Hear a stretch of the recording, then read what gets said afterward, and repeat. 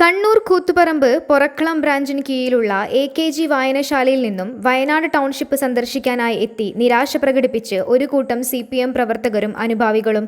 പിണറായി വിജയൻ നേതൃത്വം നൽകിയ സംസ്ഥാന സർക്കാർ ഇത്രയും മികച്ച ഒരു ടൗൺഷിപ്പ് ദുരന്തബാധിതർക്ക് നൽകിയിട്ടും വയനാട്ടുകാർ നിയമസഭാ തെരഞ്ഞെടുപ്പിൽ LDFനെ പരാജയപ്പെടുത്തുമെന്ന് കരുതിയില്ലെന്നും പരാജയം വലിയ സങ്കടമുണ്ടാക്കിയെന്നും പറഞ്ഞാണ് കൂത്തുപറമ്പിലെ സഖാക്കൾ ടൗൺഷിപ്പിൽ നിന്നും മടങ്ങിയത്. ഈ പ്രളയത്തിന് നേരിട്ട് ജനങ്ങൾക്ക് വേണ്ടിയിട്ട് ഈ വീടും മറ്റു കാര്യങ്ങളെല്ലാം ചെയ്തു കൊടുത്തു. എത്ര ഇച്ഛ ഏത് ഗവൺമെൻറ്റാണ് ചെയ്യുക? ആർക്കായി കേരളത്തിൽ ചെയ്യാൻ വേണ്ടി കഴിയുക? ആ സർക്കാരിനെതിരായിട്ടുള്ള ഒരു വിധിയെഴുത്തല്ലേ ഈ വയനാട്ടിലെ ജനങ്ങൾ ചെയ്ത്. വളരെ പ്രയാസമുണ്ട്, നമുക്ക് ഭയങ്കര സങ്കടമുണ്ട്. എന്നാലും പിണറായി നമ്മളെ ഗവൺമെന്റ്